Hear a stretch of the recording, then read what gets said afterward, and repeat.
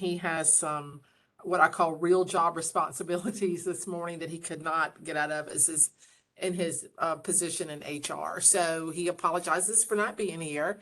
But we're going to go ahead and begin. So I'd like to thank everyone for coming. And Kim will be my co-chair at substitute today. So go ahead, Kim.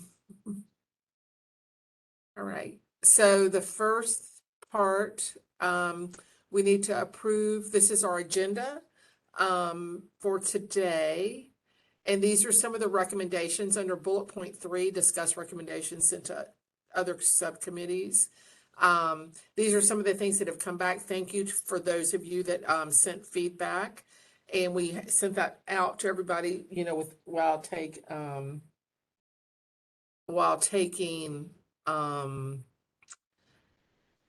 the names off of it, and people can say they sent it or not, but we just thought we would take the names off of it just for confidence, just to protect people, because if they didn't know we were going to send it out to the whole group or not. And then we wanted to discuss those things. And then also there's an action item about the duration of license 3, and then anything else anybody wants to add, and then adjournment. So I need a motion to approve the agenda, please. So moved. Thank you. Chris Godwin. Thank you, Chris. Hi, Chris. All right. Can we have a second, please? Second, Connie. Thank you, Connie. Any further discussion or questions around the agenda? All those in favor of approving the agenda, please say aye. Aye. Aye. Okay. Any opposed? All right, thank you. The second approval item that we have are the minutes from the May 2nd, 2022 meeting. So Kim, I'm correct that those were sent out to the subcommittee? Yes. Yes. With all the prep stuff, as well as directly after the meeting. Yeah, so you should have those. So could I have a motion to approve our minutes from the May 22 meeting, please? Need a motion to approve the minutes. So moved, Chris. Thank you, Chris. May I have a second, please? Second, Vivian. Thank you, Vivian. Any discussion? All right, all those in favor of approving the minutes, please say aye. Aye. Aye. Aye. Okay. Any opposed? Minutes are approved. Okay. So again, we have our norms. Again, we really emphasize in this subcommittee about everybody's opinion matters and being respectful to each other. So thank you for all of these. We'd like to just remind everybody of our norms. So thank you. Moving forward. And then our guiding principles for this work. Does your idea have impact on students? Is it measurable in an authentic setting in the presence of students and their learning? Some of our measures are not measurable in an authentic setting directly. Some of them are indirectly measured in an authentic setting, or indirectly measured. So that that's where we are. This is the timeline. We've seen this before. So we have meetings through July, presented to PEPSC. This is the estimated timeline in August. Hopefully through PEPSC, go to State Board in October, in December. This is the I call this the wannabe timeline. So we'll see how it goes.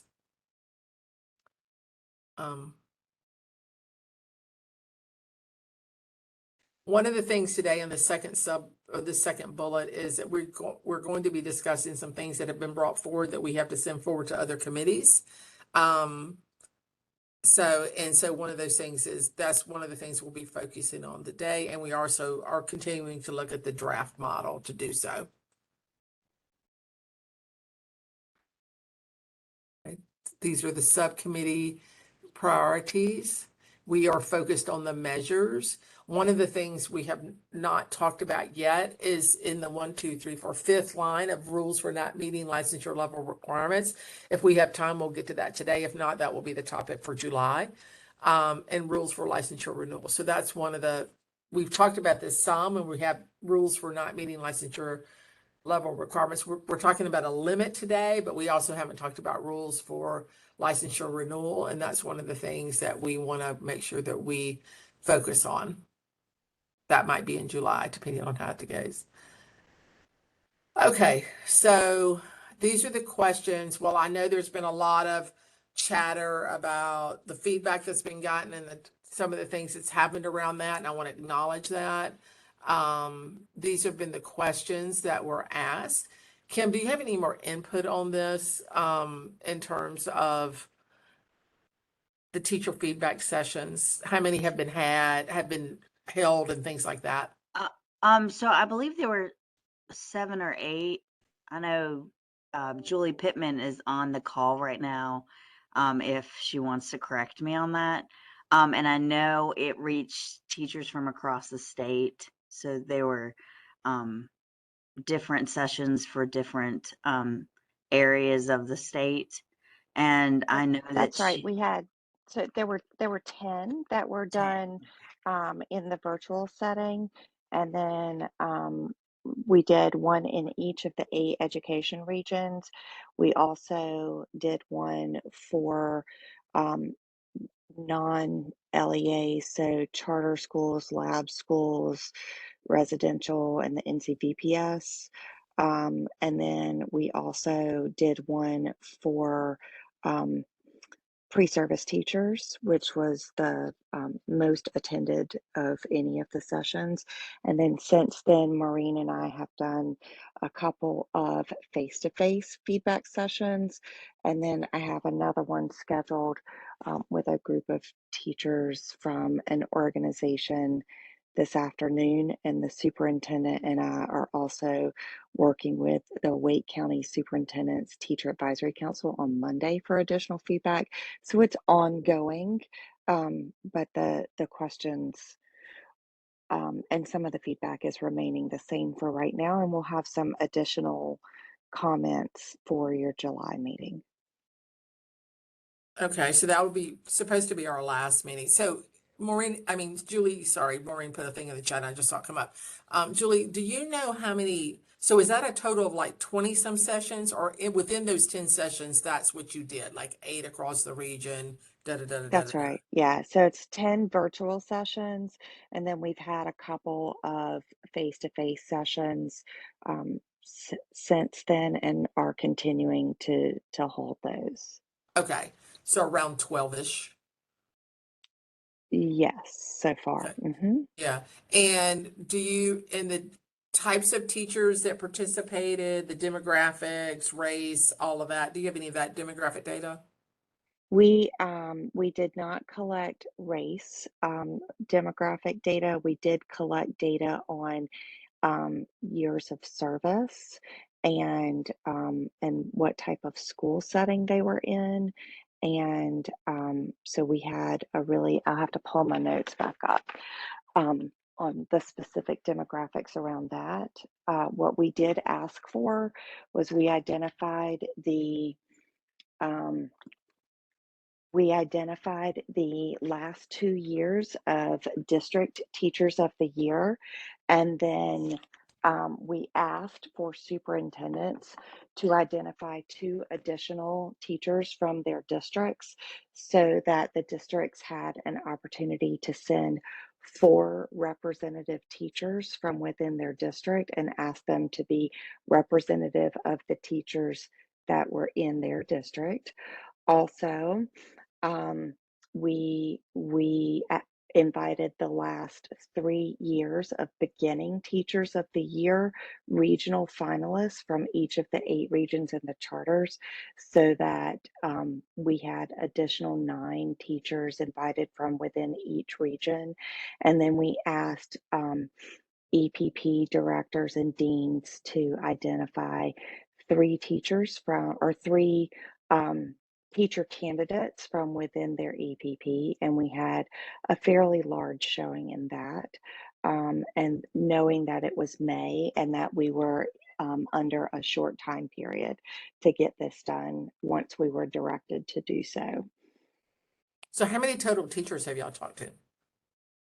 All in all, the numbers continue to rise each week. I think we've had a reach of about 500 plus teachers at this point, who were in the original virtual sessions. I believe we had right under 300. Okay, all right. Okay, any other questions for Julie? Thank you for that information, Julie. That was really helpful to hear those like broad demographics. Any Mhm. other questions or anything that wasn't covered in my general questions there that people want to know? Just unmute and ask if you have something you want to ask.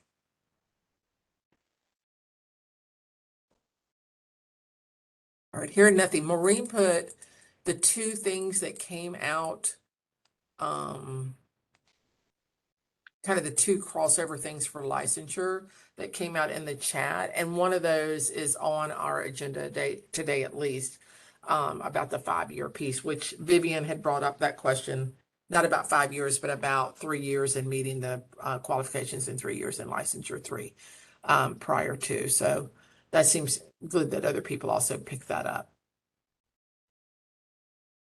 Anything else right now?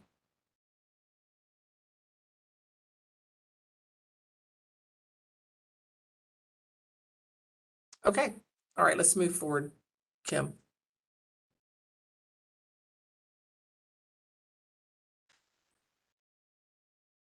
Okay, so these are the 3 items that have come forth for discussion. Traditional EPP program route to enter license 3 and what that would look like. EPP support requirements for license 1 to 2 to 3, and recommendations for measures. So these are the 3 things. Do we have a slide on the traditional EPP program route to enter license 3, Kim? Or are they just No, we don't have an extra slide for that. Okay, all right. So one of the things that we've been talking about is what happens with traditional EPP programs, and this came forward as part of our feedback, and we talked about this last time. And what is our recommendation around measures to enter license 3 from a traditional EPP program? I open the floor for discussion.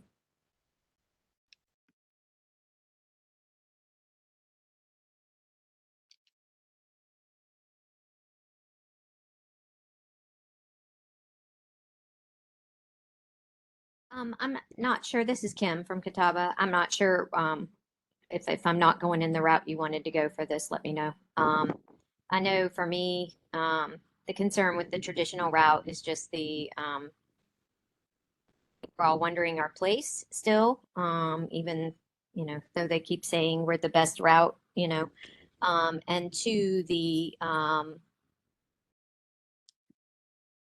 it's all these alternative routes are going to be available that seem to, I don't know a better way to put it than to be less than what the traditional route is. And, we have students that miss a test by 1 point. We have students, that, come so close, and yet it seems like the traditional route is still going to be held to that higher standard, which I don't disagree with the higher standard, hear me say, but it just seems there's a disparity that is, we're saying that's the best route, but it will discourage people from the best route. So again, I don't know if that's where you want to go with this, and it's okay if you don't pick up on that.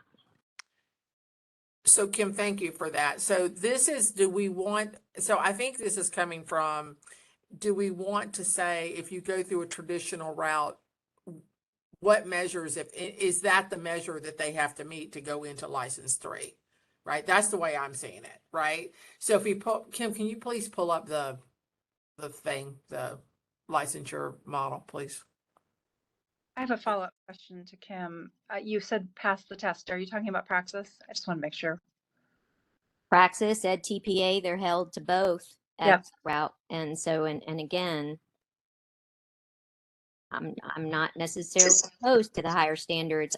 We have students that miss it by 1 or 2, and anyway, so just where Yeah, does it leave us? Yeah, I think this is a good place to have that conversation, right? And particularly Praxis Core. So I'm glad you brought it up. Thank you for bringing it up. I look forward to the conversation.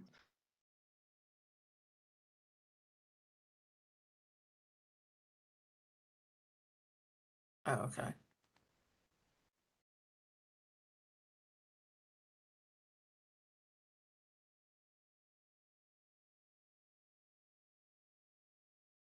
Okay. I'll also, Maureen, I'm going to put these questions in the chat for everybody. I'm sorry, I didn't realize this was, you had sent them to me to say, so I'm going to go ahead and send them out to everyone. So that's in the chat that was asked for. Okay, so one of the things in the license 3 that it says here is there's a star, and that star is, from my understanding, meant that this is where you would enter licensure level 3 if you come out of an EPP. Like you wouldn't have a apprentice teacher or license 1 or license 2. You would enter at license 3. One of the things that has come forth that that we've discussed in this meeting is that, what does that mean, right? Do they still have to meet the same levels of measures that everybody else in the state has to meet, no matter what route they come through? Or are we going to value the fact that they came through what we are now know is the best data for traditionally prepared? That's to me, the question that has come forth. The other piece that just came out is that, and I don't know where this is in this model, but I don't know if other subcommittees have taken this up, but in order to be admitted to traditional teacher education programs in the state of North Carolina, it is a requirement that they pass either the Praxis Core or this is to get in. So this is an output, this is an input. So they either have to pass the Praxis Core reading, writing, math, or they have to have a certain score on the, SAT, or the alternative to that. And one of the things that many people have stated over and over again is that and we've had that discussion in PEPSC, is that an accurate measure and something that, or is that a barrier, an equity barrier for programs? And Kim, I don't know if that's one of the things that you're talking about when you're talking about barriers. So one of the recommendations might be that while it's not part of licensure, it leads to licensure and leads to entry. Should we think about making a recommendation to delete the Praxis Core as a requirement, particularly given that many colleges and universities in the state, particularly, or have gone to test optional because of equity issues. And so does Praxis Core fall? So they wouldn't have an SAT score or an ACT score. So where are we with equity in terms of Praxis Core entrance? It's kind of a side piece, but it needs to be somewhere. It keeps getting talked about, but I'm not sure where it is in this licensure model. Yeah, and I think that's really important. And I was just going to chat in that I agree with Vivian's comment in the chat. We're being asked to, diversity is going to become a component, and we're being asked to consider equity, and we're being asked to consider all these things, but all the barriers still remain in place that keep EP that have traditionally been hindrances to that. And it's not, and then the other end of that, of course, is the content exams, and what do we want to do with that? I know it was tossed around at one of the meetings that if they miss it by within a certain range of points, maybe then we go to a micro, like that might be a good use of a micro credential then to like make up for that area. But I do think that it is unfair to just have this all or one model for the EPPs. If it is our training, it's not the testing that makes the EPPs the star, the thing that produces, quote, the best teachers, if not the numbers that we need right now, but supposedly, everybody's been saying the best. It's the training we give them. So why hold all the barriers in place to the institutions that are providing the training that's needed. So Yeah. Yeah. Dr. Bullock, And- can you hear me? Yes. So we had a whole year of people we let in without praxis and with less than a 2.7 because of COVID waivers. And those folks are getting out now. So we have sort of a precedent for allowing to do that. And I haven't seen anybody turning those teachers down and not hiring them. So, you know, is there data about those people? Are they getting licensed? You know, we did that, but they have to be back to the 2.7 before they get to internship. That was part of the waiver, but they could get in with less than a 2.7 and without praxis core. I believe it was, my dates are maybe June of 2020 through June of 2021. So some of those people have graduated or are coming out this year. So we should have some data to look at. And I would venture to say those people are going to get hired just as quickly as others who didn't have praxis core. And I would say, Vivian, that, and I see a lot of agreement with what you're saying in the chat. And I would say that that what you've also, I would add to that I'm not at your institution or these other institutions, but my guess is those students or candidates pass the Edtpa and the other things to the outcome measures, right? So while they didn't have an input measure, they had an outcome measure that they passed. Am I correct on that? Correct. Yes, okay. All right. So is anyone opposed to a recommendation of the deletion of the praxis core for admission to teacher prep as a recommendation from the subcommittee? A deletion of a measure. Just to clarify, currently Praxis Core is a entrance requirement for teacher preparation programs, and so we're deciding whether it would be neither for entry or for exit at this point. It is only an entrance requirement. So you have to have it to get in to get out, if that makes sense, Melissa. Thank you. Yeah, I just wanted to clarify that. Yeah, no, that's a good question. For those of that don't live in our world, that's a good question. Thank you for asking it. So it's indirectly related to licensure, right? Because you can't get in without it. Okay, so could I have a recommendation from the committee to, for this to be a recommendation to eliminate the praxis core as an admission requirement for traditional teacher education? So moved, Chris. second, Thank you. Any further discussion or recommendations? Okay, all those in favor of the proposal to eliminate the praxis core? Hey, Ann. Yes, go ahead. Maureen has a comment in the chat that she didn't think praxis core was part of this model at all. It is not part of this model, and and I'm not sure where it's been talked about, but it needs to be talked about. Yeah, and it is indirectly part of this model for It is EPPs indirectly. with that star, correct? Yeah, we're talking about where traditional teacher ed enters on level 3. And to enter traditional teacher ed at this point, okay, then it has to be, so it's an indirect measure to get out, Maureen, if that helps. So we're off the grid. Okay, so all those are in favor of the recommendation for elimination of praxis core as an admission to teacher education, traditional teacher education, please say aye. Aye. aye. Any opposed?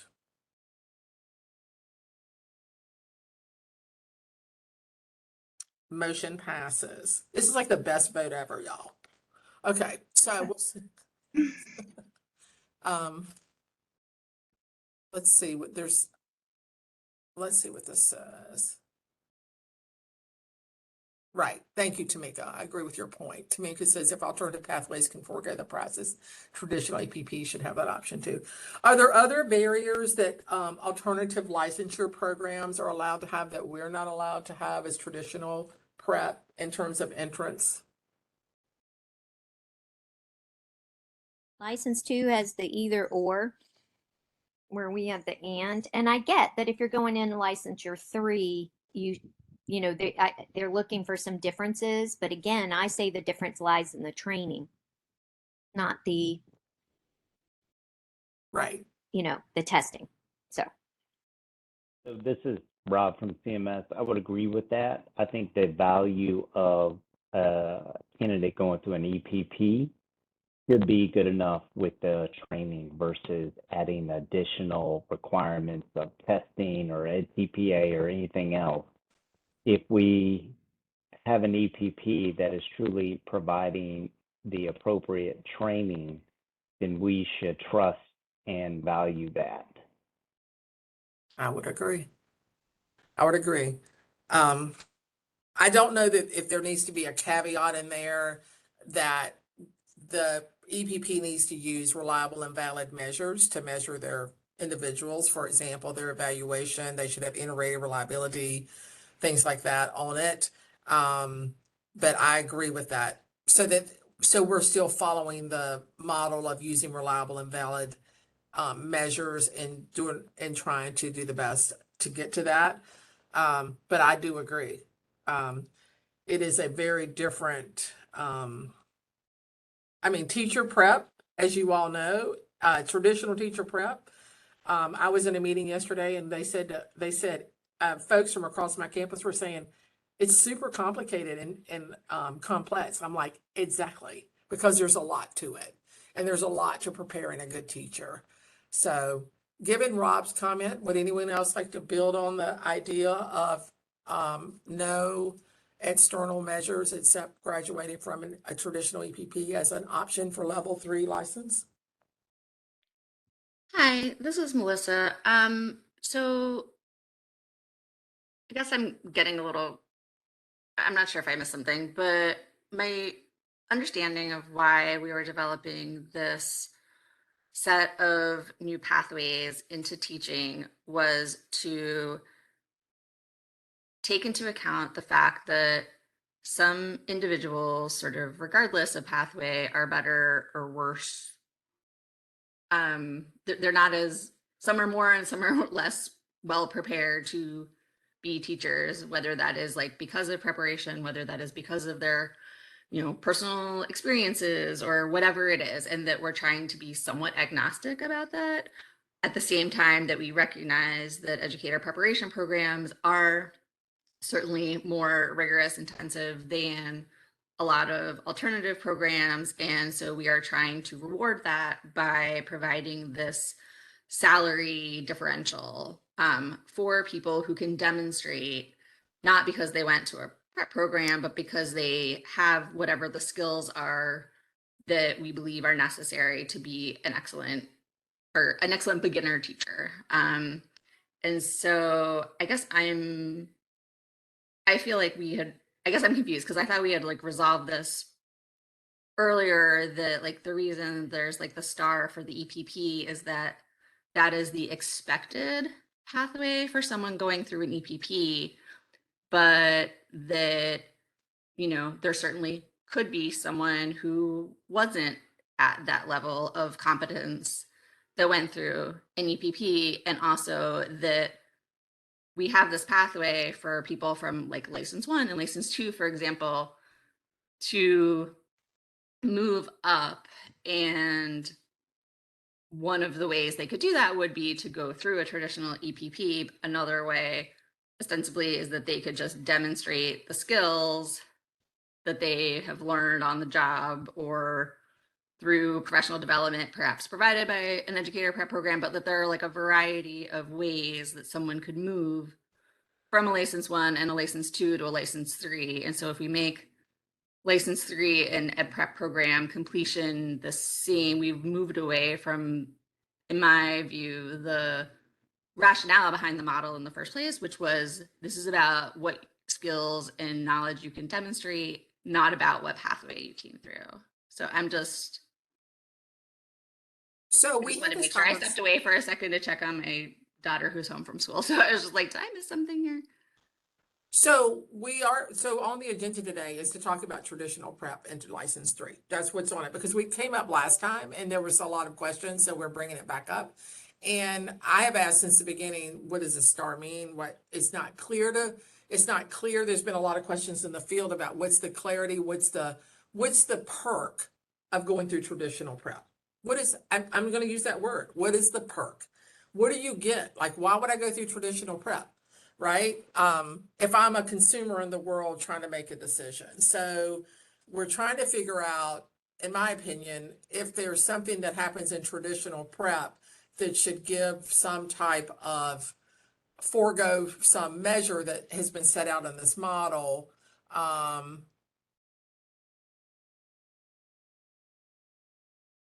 That we want to discuss. So we have someone brought up that going through traditional prep would provide skills and knowledge. And so we were discussing that. Brenda, I see you have your hand raised. Hey, yeah, I agree that there should be an incentive. We know that the traditional EPPs are producing higher or better prepared teacher candidates. And I think there are two really strong parts of this. One is this idea of, going straight to license 3. Obviously, it's a substantial increase, particularly if you're talking over 2-3 years. And the other thing that I think we're going to find, I think it's pretty obvious from the data that candidates are going to move from 3 to 4 more often and faster because they are better prepared. So those are two really strong incentives. And that second one is going to be up to the Edtpa programs to market, right? To say, 96% of our students move to license 4 within 3 years, that kind of thing. But it gives a marketing tool that you've never had before because there's never been growth opportunity. Yeah. And then even later, right, 80% of our graduates go on to a leadership position or whatnot. So there's a lot in here that it's not guaranteed, and it's not, the first day out of the box, but there's really strong incentives that when we know that Edtpa programs are preparing better prepared candidates, this model will benefit Edtpa programs. So just wanted to kind of make sure that that was clear, and backing off of anything that really makes them better in terms of whether it's recruiting, preparing, supporting candidates. I think we need to be careful. And I voted for that last point because I agree that doesn't make them better, but pulling back on anything, I think we should just need to be careful. But our data says they are better, correct? Yeah, absolutely. That's what I just said. Probably. Yeah. Okay. I just make sure I heard what you said. Yeah. Yes, absolutely. And that, I sorry if I missed that with your. No, that was my point, is that the data say that you're better, and therefore you're going to have those, you're going to have that marketing, right? You're going to have, we know already that if we're this model to be in place 5 years ago, that you'd be in a position today to say that more of our candidates got to 4 faster, more of our candidates got into a leadership role. This is going to give you those opportunities to show that, because we haven't had professional growth places, and you're going to be, your graduates are going to be the ones who are going to enjoy them. Statistically, we can already probably guarantee that, which is exciting. I think I think this model is going to be really good for Edtpa programs. Thank you, Brenda.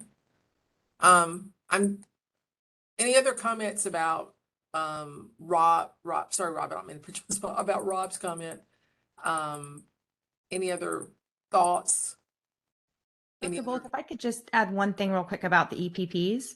I think another thing that's really important to highlight is the support that you get as a student going through an EPP that you may not get if you're going through one of the alternative pathways.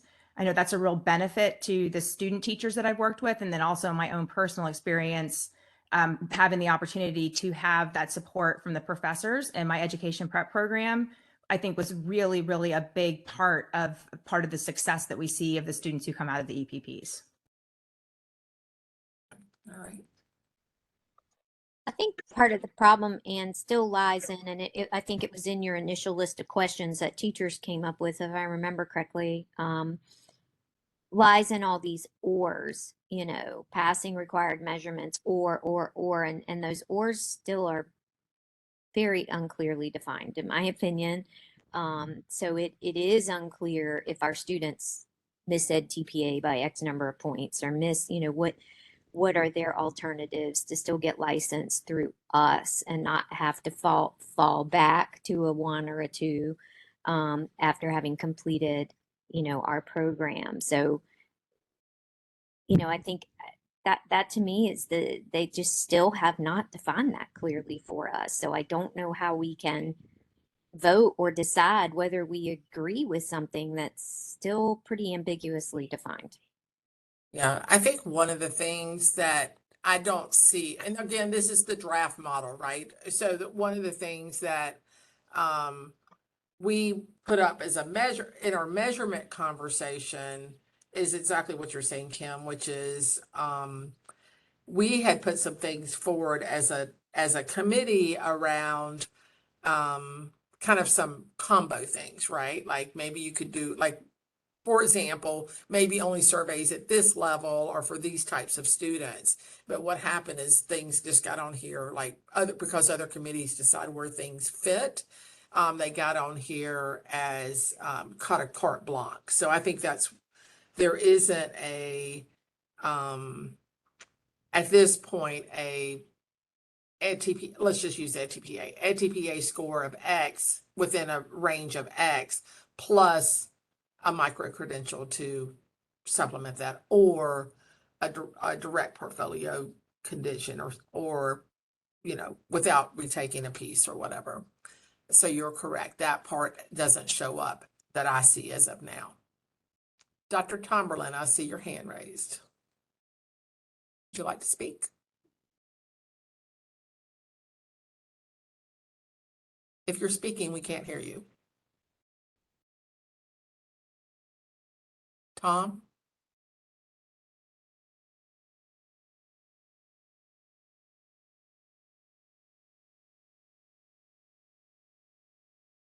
Okay, maybe he stepped it away and he'll be back.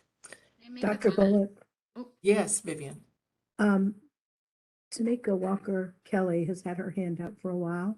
Oh, sorry. I can't see all the folks. It's okay. I got your back. Okay, I appreciate that.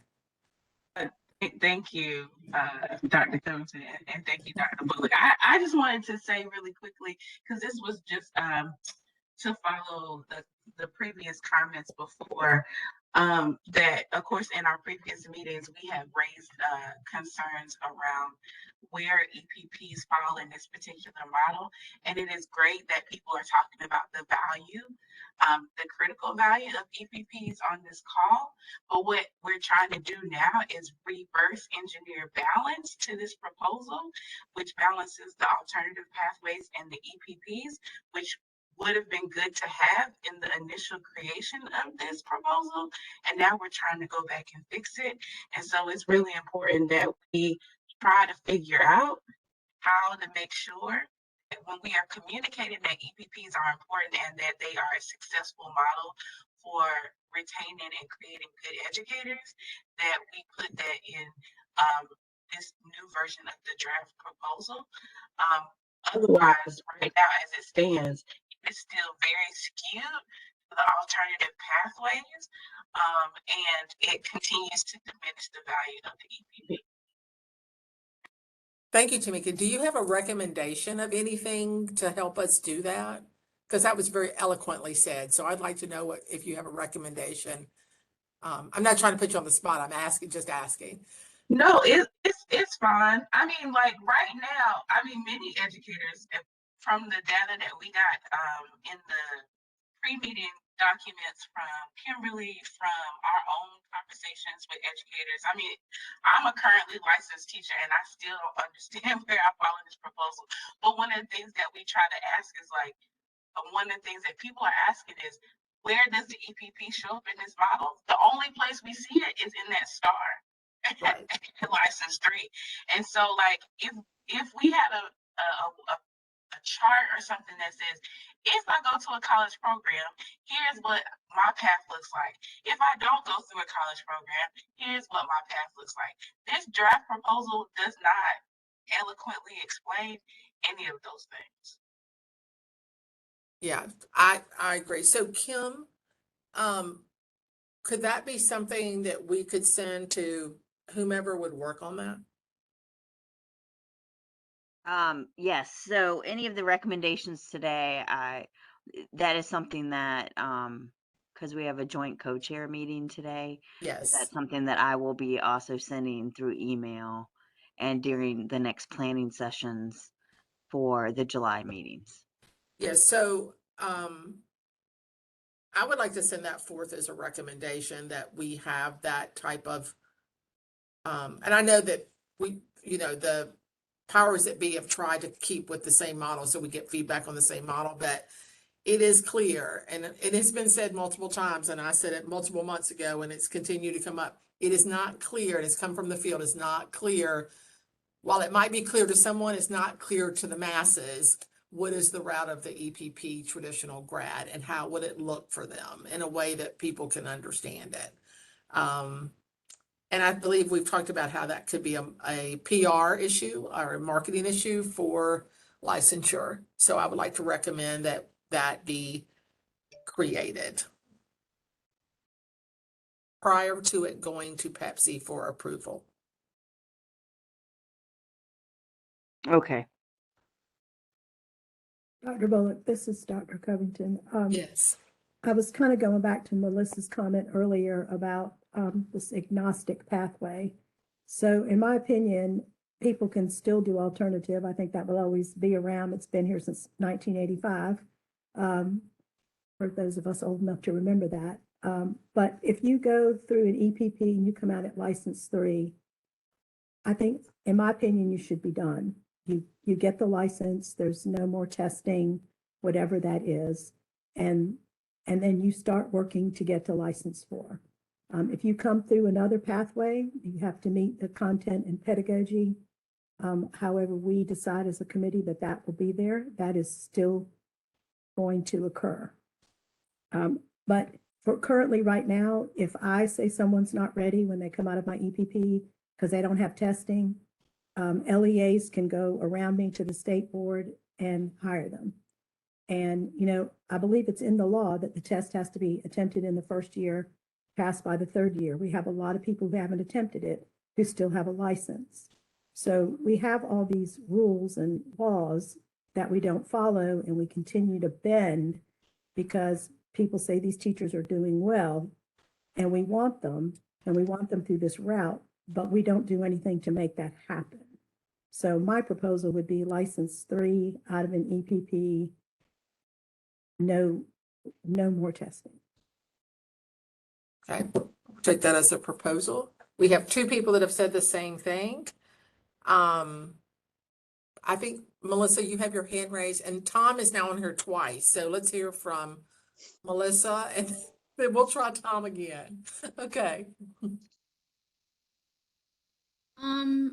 Yeah, so I'm just trying to, there's been a lot new said since I first raised my hand, so I just want to make sure I'm responsive to those things. I just want you to know that on my screen that I can't see everybody at one time. I'll try to change that. So No, it's okay. It's okay. I'm just trying to remember my initial thought and then the new ones that I've had since then. So, I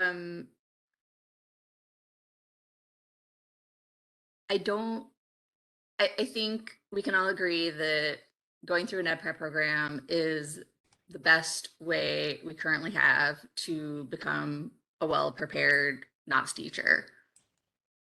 But going through an Edtpa program, and we have, I think, data that generally bears that out in terms of their effectiveness in the classroom, the retention rates, etc. What we don't know is, so we're talking about making changes to Edtpa programs at the same time into the requirements to get a license through the traditional educator prep program route at the same time that we're holding up Edtpa programs as the best route. And I don't know that like both those things can be true. Like we don't actually know what the effects of removing some of those elements are. And particularly like I was somebody who was supportive of the removal of barriers into traditional educator prep programs, but that was with the understanding that there were some clear benchmarks for exiting the program, that it's up to the Edtpa program to get the candidates they accept through whatever the requirements are to become a licensed teacher. And I don't think we have evidence that getting rid of some of those things would still result in the same caliber of candidates that we have exiting prep programs right now. And so perhaps somebody has data to make that point, that it does, but I'm not aware of any.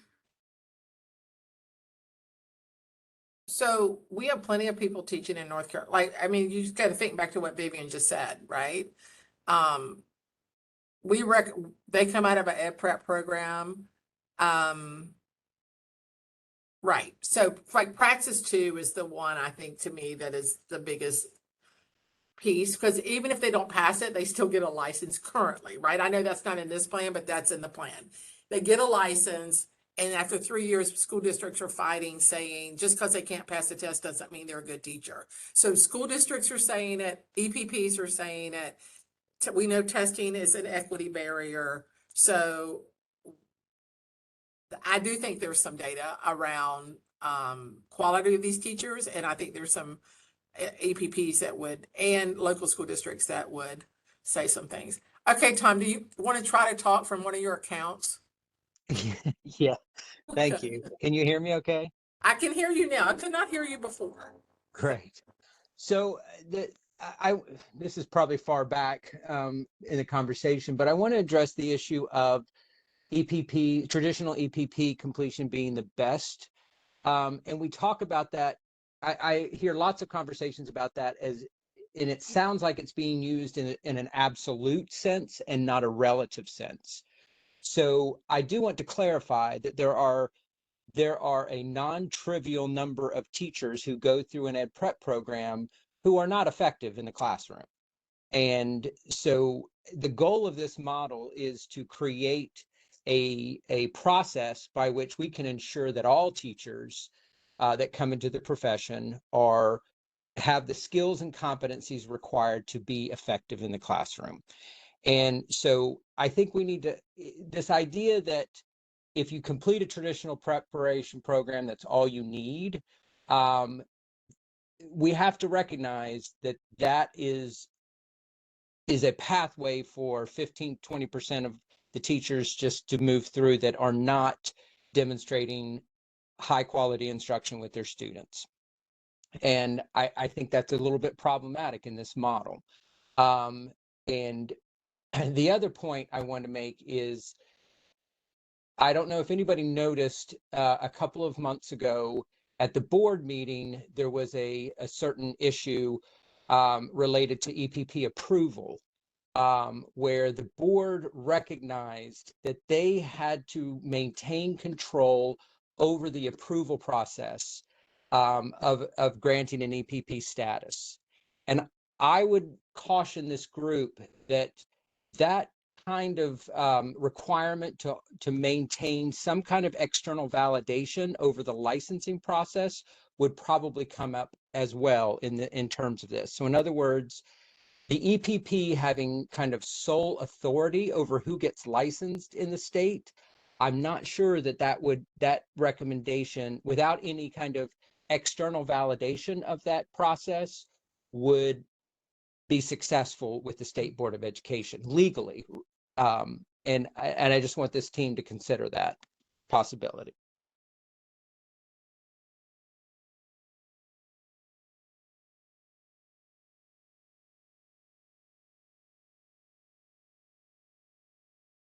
So, Tom, this is Rob.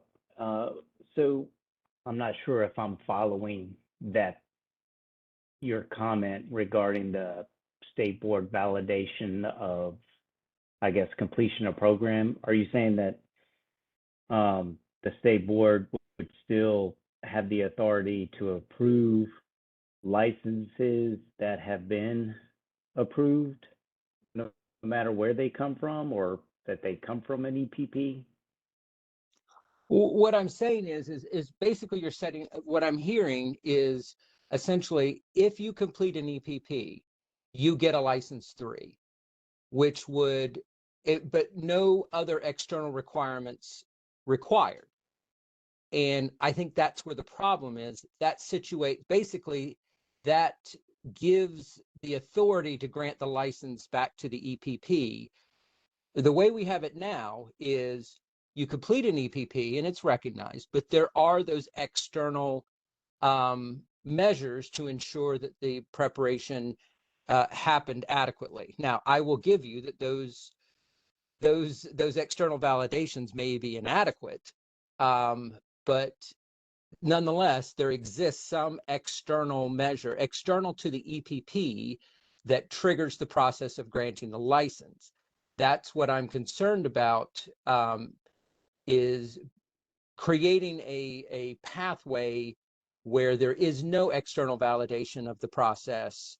Will that be able to move through past the state board? Because the legal argument that was made before is that the board could not allow the community college system to approve their own campuses to be an EPP because that abrogated the authority of the State Board of Education to the community college system. And I see this might be a similar problem, is if we say, well, if you go to an approved EPP and you complete it, that triggers the license. And that would make the EPP, in effect, the issuer of the license. How was that different before we had licenses where you could get licensed automatically coming out of an EPP? How is that different now? And I would say we don't give the license. We recommend to DPI or the state board to issue the license. And I would say there is a measure if we do that, because then they will have to get within 5 years, 3 years of positive impact data to move to license 4, or they're out. They would not have any other recourse to drop back. So you either do it and you come out of an EPP and you do it well and you move to license 4, or you're done. And I see that. So the recommendation would be for these initial phases, completion of an EPP is the trigger, and it's only the advancement to a continuing license that requires some kind of external validation. Yes. So to get from 1 to 2 and 2 to 3, you have to show you have content and pedagogy. We're showing that coming out of an EPP at license 3. Right? And if I do that at license 2, I can actually move to license 4. So I think that makes the model fair for an EPP to say you're licensable at license 3, and then you've got to cut the mustard to get to license 4. I would agree with that. I think that provides the value of an EPP because of the extensive training that goes along with that. I would caution us on creating ways to get people out, though, which I think is a major issue now. A way for people to continue to grow, to advance. You complete something or several things, and then you move to the next license, versus, you get something for 3 years, and if you don't do this, then you're out. Well, you just don't move to the next license. But that's just my thought. But I do agree that the EPP, with the training that goes along, presents a differentiated model of growth.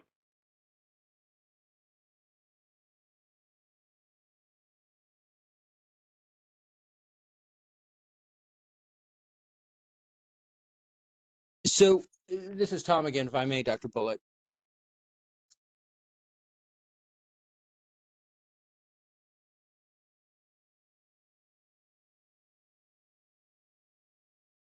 Sorry, I muted myself so I wouldn't talk. Go ahead, Tom. So it sounds, if everybody's going through a traditional, not a traditional, and everybody's going through an EPP, what is what is the point of license 1 and license 2 then? Because in all cases, we're ensuring the whole purpose of those kinds of licenses were to ensure that there was support where folks did not demonstrate those competencies and skills, that they had the opportunity and the support to move through those. If a traditional completer enters at license 3 and it's just up to him or her to get to the next level, level 4, then that doesn't recognize that they may themselves be, even the preparation they receive notwithstanding, they may not have those skills and competencies yet. And we're not recognizing that they don't have those and providing the appropriate supports. So it almost sounds like, why don't we just keep an IPL? Everybody gets an IPL for 5 years, and those that move forward, and those that don't. So I have a question then. So it is my understanding that license 1 and 2 are for individuals who choose to go the alternative pathway route, and that the components under license 1 and 2 are built into the programmatic work of the EPP, so that when you come out of the EPP, you will be at level 3, because our student teachers already do the student internship, the practicum, all that stuff like that, which will prepare them for license 3. So if the EPP encompasses the work of license level 1 and 2, then they can start at license 3. If somebody is not going to go through the traditional route of going through an EPP, then we need license 1 and 2. That, I agree, Tamika, that's also how I understand it. Yeah, that's how I thought it was as well, as a way for people to get into the profession without Yeah. without having to go through all of that. And as a motivation, if you are invested in your craft, then you would go to an EPP. And when you complete it, then you can make more money. I don't think we have a system that can guarantee that people are going to have the content and pedagogy to be effective. I think that is something that probably needs to be more with the LEA versus a state system that is overseeing all of that. But I'll stop because I just interrupted and people have their hands raised. Sorry. No, you're fine. I think that's fine. Melissa. Hi. These are all helpful points. I feel like we currently have a system where traditional educator prep programs are, and I understand this is the sense, is that they're disadvantaged because there are all these requirements that individuals have to, and they can be seen as like hurdles that they have to achieve to get into the profession. And that there are all of these individuals coming in through alternate routes that don't have to meet those things, and that's not fair. And I agree that's not fair. But I feel like what we're now talking about, like I thought that the point of this licensure framework was to try to create more equal footing, that was equal in a fair way. Not that everybody comes in at the same place, which is essentially what happens now, and it's equal but unfair, but not equitable.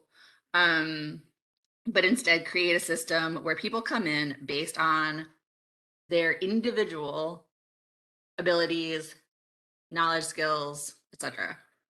And suddenly I feel like we're moving almost the other direction, where now we're trying to advantage not individuals, but like specific pathways over other pathways, which I thought was part of the reason we were trying to reshape this framework in the first place. Because right now it feels like certain pathways that are alternate have an advantage over traditional educator prep programs, and that we had all agreed at the beginning that the reason we're doing this is, again, to Tom's point, that yes, preparation, the pathway of your preparation has an impact on your ability to be an effective teacher. However, there are also individual elements that can make someone who went through an Edtpa program not a particularly good teacher. It could make somebody who went through an alternate program a fantastic teacher. And we are not trying to penalize individuals who went through one pathway, or, you know, reward individuals who went through another pathway but like didn't do a particularly good job for like the pathway they chose. We are trying to ensure that we have incentivized people to choose pathways that are most likely to help them be successful and make more money. And that was the design of this whole framework. And so I'm just trying to go back to, I just feel like we've spent a year and more having these discussions, and I'm just sort of surprised that we're at this point that we're sort of throwing all that out the window where we had worked so hard to like put it all in place. So I still have a hard time understanding. Again, I think the reason we want to incentivize people to go through traditional educator preparation programs is because, again, like in general, people will be more effective than going through an alternate program. But that will not always be the case. And hence we are focusing on the individual candidates and their specific knowledge, skills, abilities, as opposed to a pathway. And that was what I meant when I said it's pathway agnostic. And that it is like the system that would incentivize you to go through the pathway most likely to help you meet those things. And I think that is why that EPP star is there, is because it is signifying that you are most likely to be able to enter at license 3, because you're, again, not guaranteed, but it's most likely that you're able to enter at license 3 through an Edtpa program, but not that it is a guarantee. And this is Chris. I think I want to highlight what Tamika said, that she's not surprised this is happening. I think one of the things that we feel, and I think why this is happening, is that the beginning of this model was presented to us. It had already been decided, and this model hasn't changed much over the year of conversations that we had. So I think what you're gaining is just a sense of the frustration that we really want to spell out, that if we highlight that EPPs are that effective and the data and the research does prove that out, that I think we have to be very clear in how we're saying this. I do not think this model does demonstrate that, does not show that. I also think that it does lend itself more to, let's look at alternative pathways, and I'm all for alternative pathways. We need more teachers. We need more folks in our programs. Residency has done somewhat of that. It's not been as successful, but I do think that this is I'm not surprised this is happening. So I appreciate Tamika being honest and forthright in saying that. I think this is a needed conversation, and it is a very important conversation, because the structures that are in place in North Carolina, now the community colleges are joining us. We have EPPs. We have very strong structures in North Carolina, but somehow this model seems to not recognize that as much as I think it bears recognizing. So I'll shut up with that, but I just had to add that. Thank you. So And I also Melissa, don't think this is a new conversation. This is not a new conversation. We've been having this conversation. Vivian, I apologize for interrupting you. No, thank you. So in my mind, we're not precluding alternative licensure. I mean, we have 1,300 people enrolled at ECU in alternative programs. We welcome people through that pathway because life takes you down a different route. I came in alternatively. Still had to do student teaching because there wasn't any cool things like we have now. But to me, if we can get the most people in through the traditional pathway by breaking those barriers down, and again, they have 3 of 5 years to get to that next level. And if someone comes in license 1 and license 2, and whatever we decide they have to do to get to 4, and they can get there quickly, more power to them. We want them to do that. I don't see how putting this at license 3, what we've talked about today, doing away with praxis and having people be done at license 3, precludes anything for license 1 and license 2 pathway to come through. Certainly there are good teachers that come through that way. And I don't think it's in general that the teachers coming through the EPPs are better. The data shows it's more than in general, and those that are retained. And if we're retaining teachers who are not doing, as Tom said, who are not effective, then that's where the measures we have to look at license 3, or whatever that be is at license 2 to jump over 3 to license 4. We have to make sure those are the ones that are showing that the teacher's effective. You got to get people in. A new teacher is not going to do what a 10 or 15-year teacher can do, but you got to get them into the profession and get them a mentor and get them the help and those other supports we've all talked about. But the problem is now we can't get people in because of all the barriers we have. That's how I see it. Okay, I have a clarifying question for Kim. So thank you, Vivian. So Kim,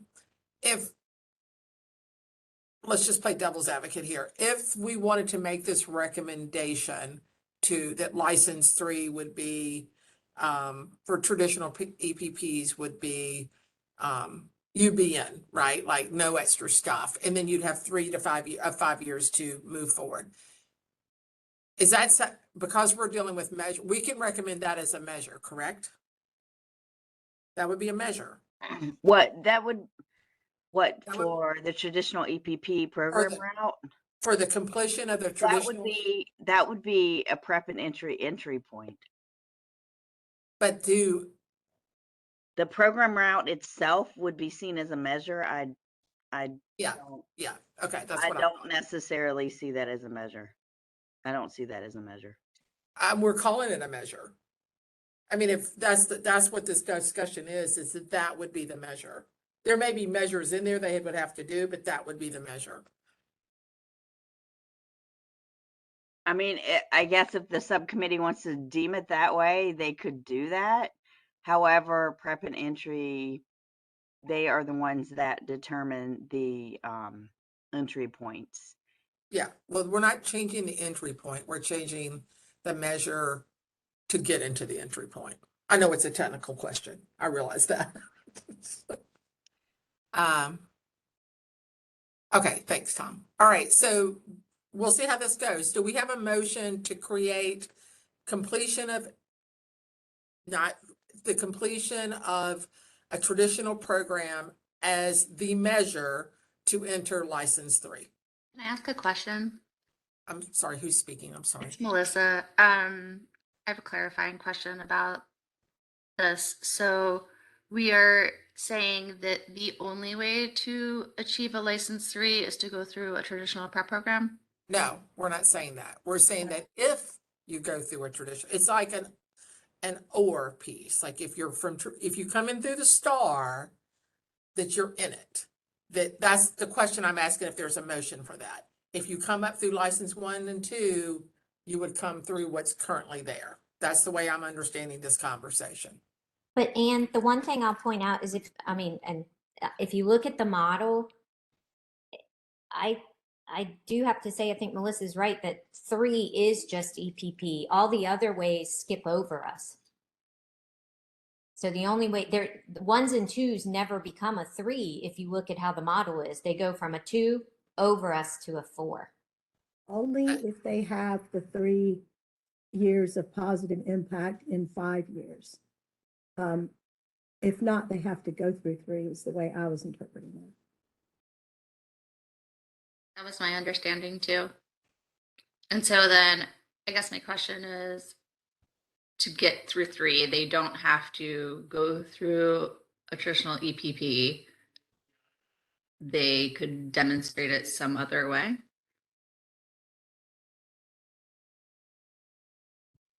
If we decide that, I think yes, but I don't know that we have decided that.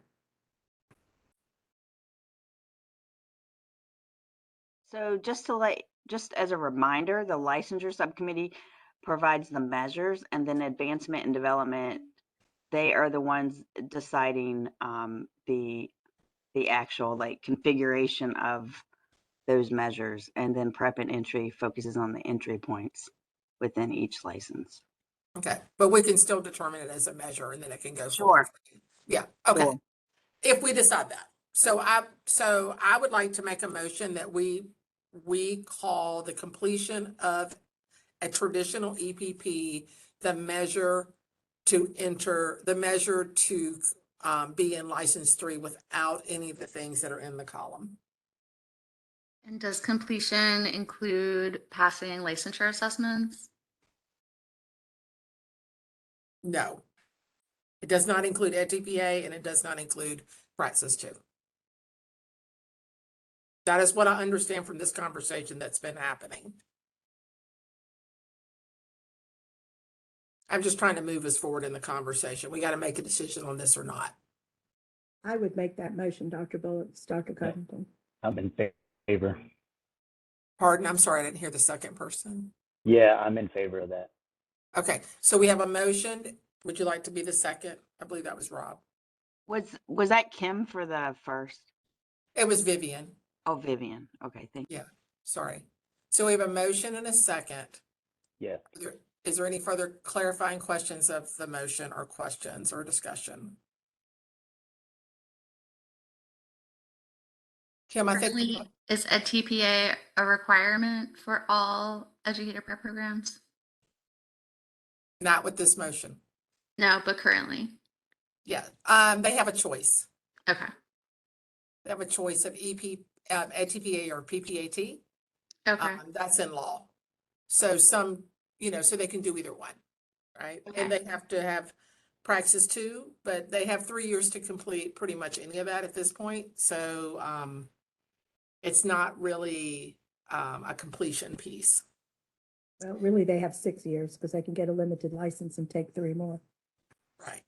So the measures aren't, unless you hold to them in your EPP, and that doesn't help school districts, it doesn't, it's not a requirement to get a license now.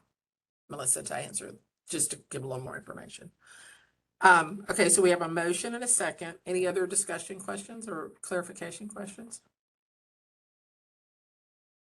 Kim, I think we probably need to call the roll on this one for a vote. Sure. Thank you. Can we vote yea or nay in the chat and it'll be on the record? That would work as well. We have done that as well. Okay, if we could do yea or nay in the chat, that would work. And there's a question for Maureen. Is the Edtpa requirements the licensure statute or a different law? I think it's in the licensure statute. Am I correct on that? It's in, Tom, is that right? The law considers Edtpa a licensure exam. Does that answer your question, Maureen? Right. Well, what I was trying to ask is it in the actual licensure? Because this model would look to change the licensure statute, right? Not other statutes. That's why national board certified teachers wouldn't be affected. That's what I was trying to clarify. Is that Edtpa requirement, is that part of the licensure statute, or is that something that exists in a different law? Kim? No, it's this is Tom. I'm sorry. It's okay. It's part of the licensure statute. Okay, anything else? All right, let's see where we go. All right. All right, so Kim, would you like, so yay, yes.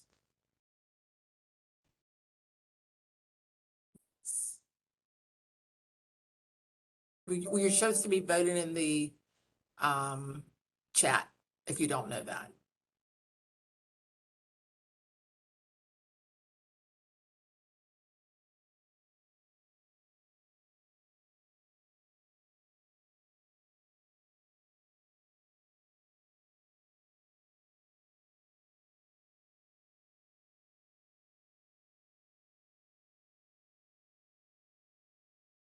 Kim, how many people are here today? Let me look. Thank you for helping me. Sure.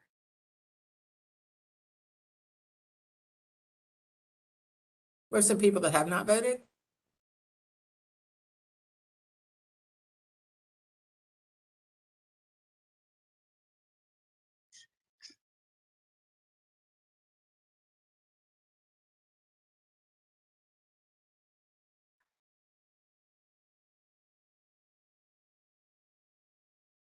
Is there anybody that, I believe it's 15 members. okay, all right.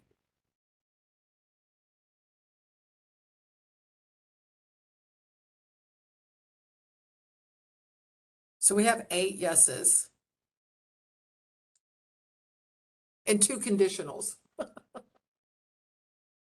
So we have 5 people that, it seems, I don't see, Tom, is that your hand raised or is that your old thing?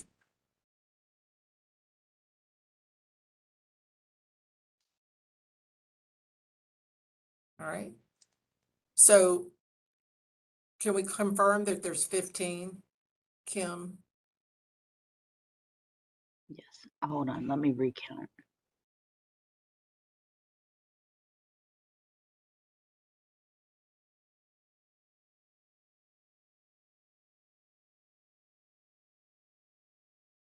Because I don't see a, It's 14. It's 14. okay. So the motion passes. Wow. Okay. Okay. So what happens with that now that we've recommended that as a measure? So that would go to, I believe that would go to advancement and development. Okay. All right. Well, thank you for everybody for hanging in. I also think we should take note of the Edtpa comment because I also don't personally could be fine with that as a compromise as well, but that's just me. We value it very much. More, I think a lot of people would keep it because it is a piece. So that is something we might want to take forward if they're like, it's the praxis too, I think, that is really, and the other praxis tests that are really concerning. So, all right, do we want to go to the 3 to 5 years piece? And you can see in the chat, everybody, that people are agreeable with keeping the Edtpa as a measure for outcome. Do we want to have a conversation about that as a second backup recommendation? Anybody?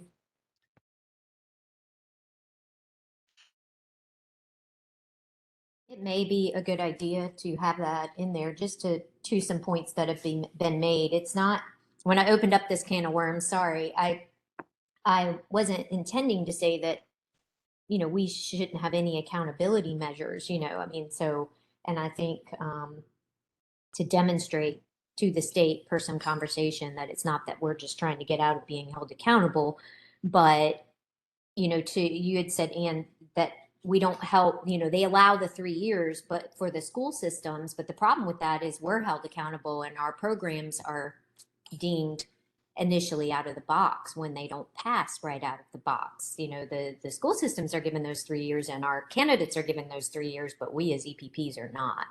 So that's where the issue comes in, but certainly not against having an accountability measure. Yeah, and I think too, Kim, that and other people can weigh in, but I think that they need to have passed it before they get out. Like if this has become an accountability piece, that this keeping them in the pipeline and letting them get a job or whatever is a real concern down the road, right? It's just, to me, that is my perception of this. Would someone like to make a motion that a recommended measure to complete an EPP could be the PPAT or the Edtpa? So moved, and this is Chris. Okay, great. Second, this is Kim. This is Kim. Any further questions or discussion? Okay, all right, so we have a motion on the table to recommend as a measure to complete an a traditional EPP would be the EdTPA or PPAT, which is already in law, but to make that be the measure coming out. So let's vote in the chat on that motion.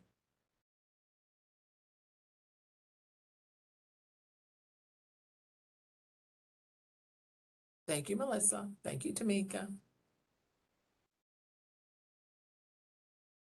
Okay, we already have,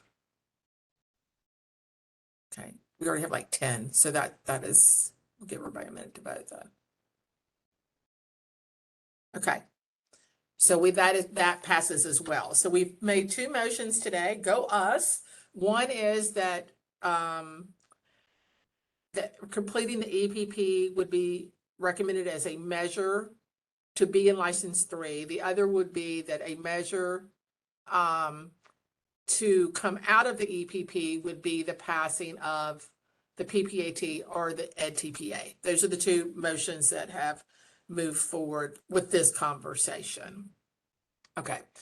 All right. So I think it might be good for us. Thank you, everyone. And thank you, everyone, for your professionalism and following our norms. That's very good. All right. So Kim, can we please move to slide 10? Okay. So there's been a lot of talk about license 3, and Vivian had brought up, Dr. Kevin had brought up a few months ago about, and I had forwarded it to Tom about 3 years not being enough time. And I think it's also come through I think, Julie, if you're still on here, is Julie still on here? I think it had all, and other people might know that it had come Yes, from. I'm here. Okay, yeah, I didn't see you vote, so I didn't know if you were still here. I don't think I'm an actual member of the committee. Are you Right. ex officio? Are you She's not a voting member. Okay, thank you. Okay, I say, Julie, I think you also said something about the feedback about this duration of license 3 as well. Is that correct? Am I correct on that? Yes, or not? yeah, I think there was some conversation in the field around how long each of the license levels 1, 2, and 3 would last. And so I think there's some murkiness in understanding, is there a length of time that license would last? And then also what are the measures that move you through? So there are 2 questions there for 2 different, for maybe 2 different committees. Yeah, okay. So my understanding is that Kim, and correct me if I'm wrong, is we need to discuss how long someone can be in license 3 and maybe move forward with a recommendation on that. Am I correct on that? That's right. And that has also been a topic of interest in other subcommittees. Yeah. I think almost all of the other ones saying that they all believed it should be 5, since you have to demonstrate effectiveness for license 4 to enter license 4 3 out of 5 years. Okay. Okay. So does anyone disagree or anyone have any comments on having a 5-year window for that? Does anyone see pros or does anyone see cons to it? Let's start with that. Is the question about 3 or 5 or whatever year for license 3 or for each different license? This conversation, this action is around license 3. Okay. Yeah. I actually would like to see it be 6 years. If you come through license 1, you get 3 years there. If you come through license 2, and then if you move to license 2, you get another 3 years. So that's 6. So to me, 6 at license 3 is more equitable. Comments on that?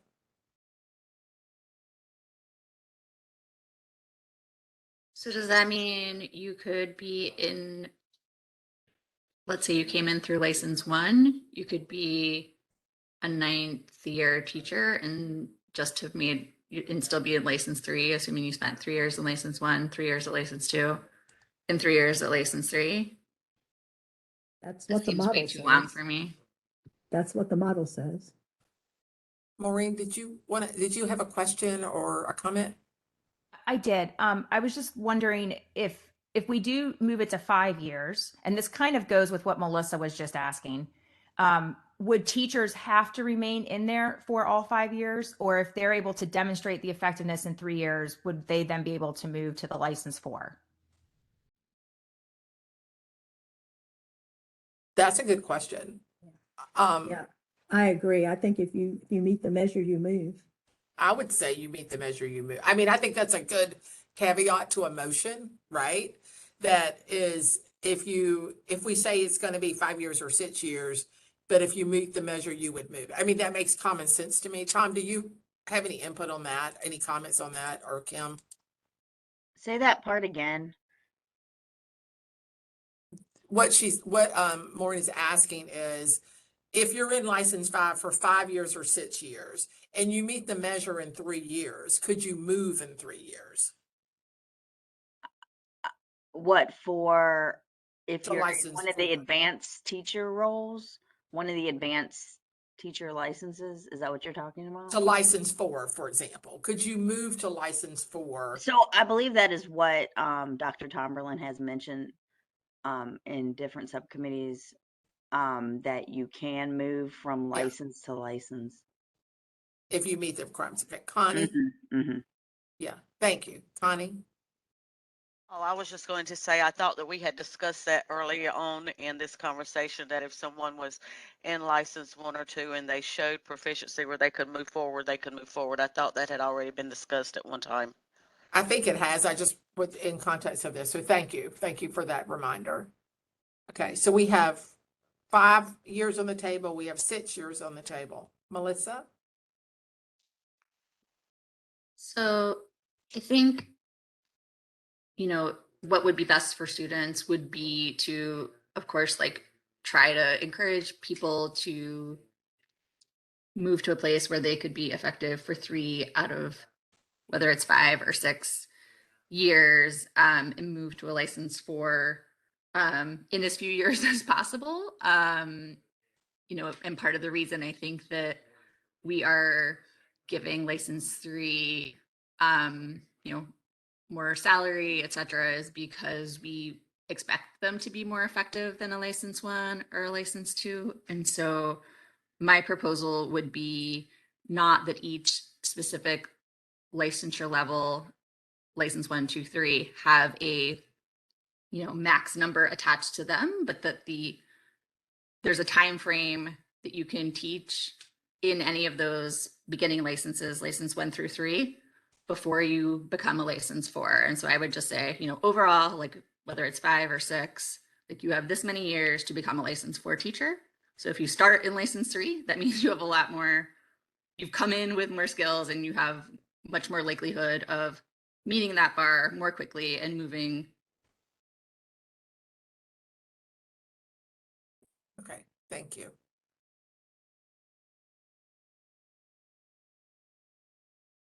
Dr. Covington? Come in as a license 1 if at all possible. So I think the time frame should be pre-license 4, not per license level. My reaction to that is that could get complicated if somebody stays in a license for a really long time. I don't know what all could happen, but I guess it's just not how we've worked as a state in the past. It kind of makes me a little nervous, and I'm not sure why. But I think I think about these people in these limited licenses, and then they go to these other licenses. So I don't know about coupling them to begin with. That's just my thoughts. Because it would be hard to keep track of, you're saying, like how many years they had been in each license? And just because I think they could there's something in my mind about getting lost in the system. And Dr. Bullock. Yes. So right now we're hearing from districts. We basically have a 1-year program for alternative licensure, and we're hearing from districts that it's too much for teachers to teach and go to school, and they're starting everybody on a permit to teach, then moving them to an emergency, then moving them to residency where they get 3 years and time to do this. So making that 6 years or 5 years to move through all of that, plus get 3 of 5 years of effectiveness to keep your job. I don't know how the LEAs feel about that, but it seems like we would have less people coming in and being able to meet that measure than we do now. I don't think Melissa's saying that the whole thing in 6 years. I think she's saying add up the 5 plus the 3 plus the 3, and then that's, Melissa, tell me if I'm wrong, that would be the amount total to move through the whole system. That's the way I understood what Melissa was saying. Yeah, no, I did mean the whole thing in 5 or 6 years. I mean, I think if you look at data on teacher effectiveness, like most teachers have, there's a very, sharp learning curve at first. And if you look at data on effectiveness around 5 years, teachers start to plateau more. Not that there isn't continued growth throughout the rest of their career, but like that is sort of like where you see that start to happen. So it's pretty unlikely if by 5 or 6 years in the profession you haven't sort of gotten to that level of effectiveness that you will get to that level of effectiveness. And so that is in part why I'm making that recommendation, is that if you have 6 years to teach, and these are, years of students' lives in the classroom, they get one chance at first or second grade, whatever, they're trying to learn to read, they're trying to learn math, they're trying to get those core skills. And I wouldn't want students to have an ineffective teacher be in that school for, more than 5 or 6 years and not be exited out if they couldn't sort of meet the bar for the license for. Okay, thank you. Sorry, I misunderstood what you had said. All right, do we have a motion? Does someone want to make a motion about this so we can, regarding the duration of license 3 based on this conversation? I just had a clarifying question. So is the motion going to be on 6 years or the original 5-year scope? I'm asking for a motion for someone who would like to determine that. Yeah. So if you have an idea, I'm happy to, if you think 5 or 6 are better, I'm happy to take a motion for either one.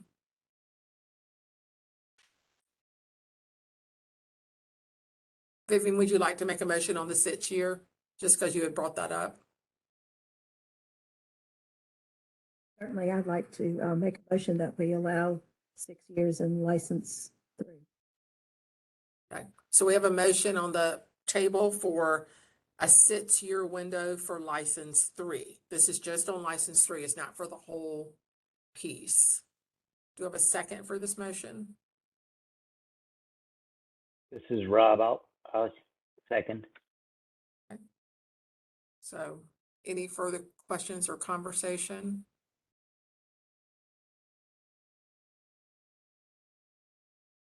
So just for clarity, Anne, this is for a teacher coming in to move from license 1 to license 3 in 6 years, not from license 1 to license 5. Is that correct? This is my understanding is this is for the understanding of the motion for me is to move from a license 3 to a license 4 in 6 years. Okay, so that's what I need to clear. So they're moving from license 3 to license 4 in 6 years. Okay. Mm-hmm. Yes, that is, yes. Am I correct in your motion, Vivian? Yes. Yes, okay. Just make sure. Thanks for the clarifying question. I think it's helpful.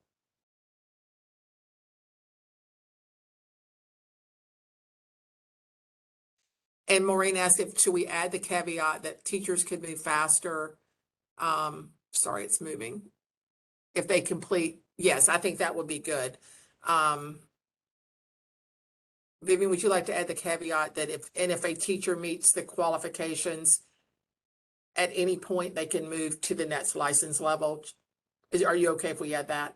I will take that as a friendly amendment. Thank you. Okay, great. So the motion is on the table is to move from license 3 to license 4 in 6 years with the caveat, sorry, I cannot speak now, with the understanding that if a candidate meets, a teacher meets the qualifications, once the teacher meets the qualifications in 3 years or more, they will move, they can have the opportunity to move to license 4.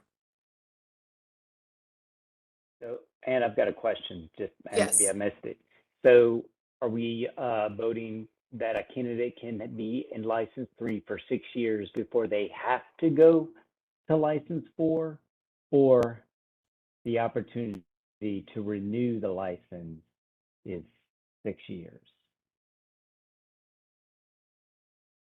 That's a good There- question. So the way the draft model is, license 4 is the renewable license. License 3 is not renewable. They have 6 years to get there, Rob. Right, to get to license 4. So at the end From of 6 license 3. years, so at the end of 6 years, you're done. You have no fallback, you're out of education. That's what we're saying. If you don't move to license 4. So license 4 is like a CPL now. So that would be the ultimate goal for most teachers, would be the license 4.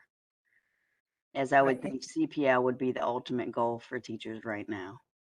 And currently we give them 3 years on an IPL and 3 years of limited if they need it, which is 6. I like the comment, I think that Melissa made, that are we saying that this is true for people who come in at 3? Or are we going to give people who did license 1, license 2, and then have to come to license 3, 6, and another 6, like 12 years to get there? I think we probably need to talk about that. What, to add on time if you didn't go through license 1, license 2 to get Right, to so license 3? So we're saying if you come out of an EPP, you can be there for, if you're in license 3, you can be there 6 years before you either convert to the 4 or you're done. But if you come up through license 1, currently on the model, you can stay there 3 years. And if it takes you 3 years to get the license 2, then you get 3 more years. And then you get to license 3, and now you can stay there 6 years. That's what, 3, 6, 12 years to get to license 4? But That's why I made the proposal that it would be 6 years total to get to license 4, regardless of what pathway you came in. So that way, if you came in at license 3, you would have 6 years to get to license 4. If you came in at license 2, you would have 6 years to get to license 4. If you came in at license 1, you would have 6 years to get to license 4. I don't know how that matches up with what currently exists. But again, I think the spirit of what we are trying to do is encourage people to get the skills they need as soon as they can. And so that makes sense to me, but I understand the reasoning behind that, Melissa. However, say you come in license 1 and you use 2 out of your 6 years, and then license 2 takes you 3 years. Then when you get to license 3 and you want to demonstrate effectiveness to get to license 4, then you don't have your 3 out of 5 years. So this is a question I was about to put in the chat, so I'll just ask it here since it's part of the question. But what I remember, and perhaps what I remember is incorrect, so please help me here. But what I remember about the criteria to meet a license 4 was that you had to demonstrate effectiveness for 3 years. Is that right? Right, 3 out of 5 years. And is it at a different level of effectiveness? And that is the issue for like what we're talking about, as opposed to like overall effectiveness? Because again, it seems to me like in each of these years leading up to license 4, you have an opportunity to demonstrate effectiveness. And so if you have taught for 6 years and you can't demonstrate effectiveness during 3 of them, whether that's, your last 3, fine. But I think that's what I am struggling with, is I thought that meeting license 4 was about demonstrating effectiveness in your first however many years, license 1 through 3. Am I wrong on that? So license 4 is about demonstrating effectiveness 3 out of 5 years. And then license 3 would help provide you that opportunity to then be able to move to license 4. But you License can move 1 there and from license 1 or 2. You don't have to go to license 1 and 2, that 3. is not where you're accumulating that time to demonstrate that effectiveness the same way. So how can you move from, because in the current pathways, I believed that you could move directly from license 1 or license 2 to license 4. Is that not correct? Yeah, the model shows that if you are in license 1 for 3 years and you can show effectiveness, however we decide that is, you can go right to license 4. That's what the model shows. I agree with Melissa on that. And that was why I was proposing 6 years total. So regardless of what pathway you come in, wherever you are, you're demonstrating effectiveness, whether that's a license 1, license 2, license 3, you have 6 years. So instead of it being 3 out of 5 years to meet license 4, it would be 3 out of 6 years to meet license 4. Hold on, let me get the information for the draft model. Hold on just a second. Dr. Thanks, Bullock, while Kim. Kim's pulling that up, could I make a comment real quick? Sure. So I think one thing that's really important here too is that when we're talking about the effectiveness, we're going to have supports in place to support those teachers to become more effective practitioners. So it's not a gotcha or trying to push people out of the profession.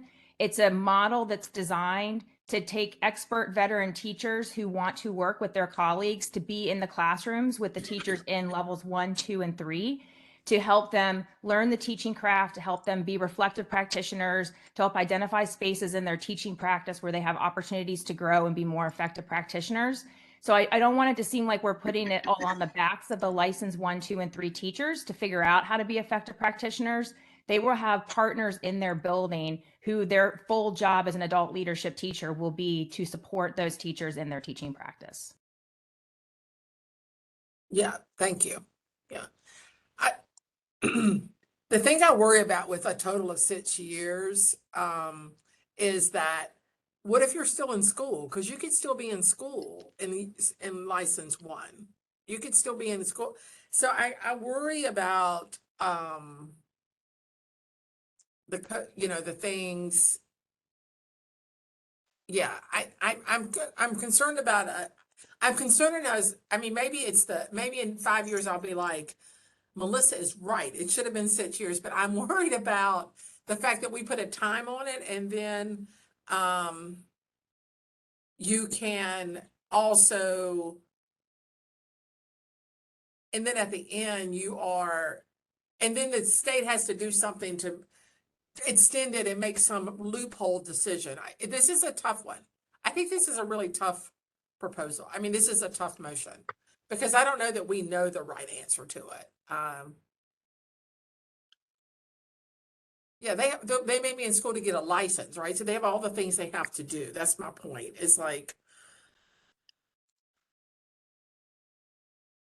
And this is Connie. May I make a comment? yes, you may. Thank you. That was kind of my question when I asked earlier, because I thought that was what was being said, but I wasn't sure. I think, and Tamika put this in the comment as well, I think that there should be a window of time to move from each level instead of just say it, or from each license, from license 1 to license 2. I think that there are a lot of things that can happen in an individual's life moving from license 1 to license 3. And I was going to say exactly what you said. We put these parameters in place, and then when we see that it doesn't work, the state has to come back and they have to revamp or change something because we don't have people in place.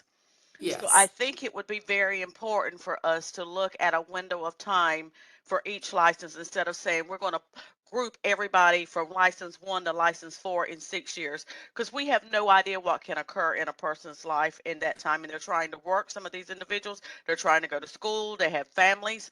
And I just think it's a little unfair that we're just going to just say 6 years from license 1 to license 4. Yeah, I think, thank you, Connie. I completely agree with your comment. So we have a motion on the table for 6 years for license 3 to license 4. 6 years from license 3 to license 4. So let's vote on that in the chat. Do we think for just that movement, not 1 and 2, we can go back and have another motion for those, but license 3 to license 4, 6 years, yay or nay? Or yes or no? You can use modern language if you'd like.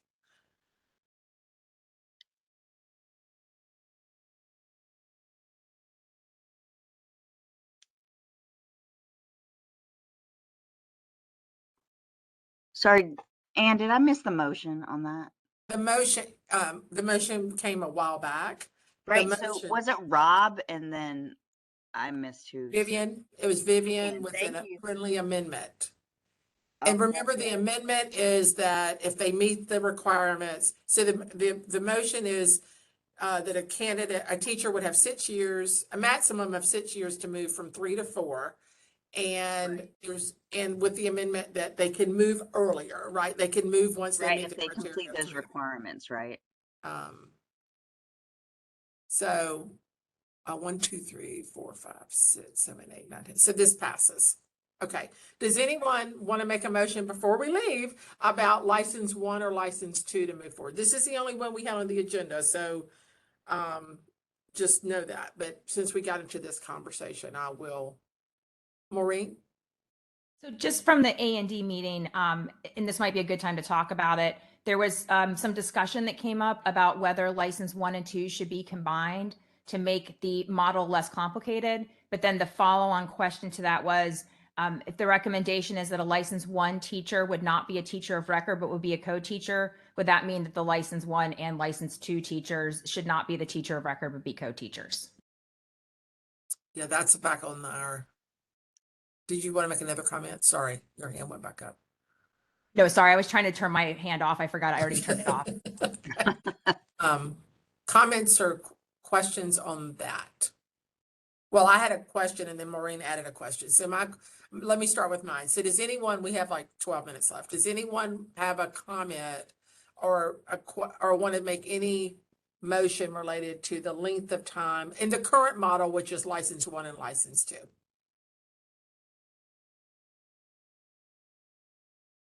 And this is Connie. Before we make that motion, should we get clarity on the last comment?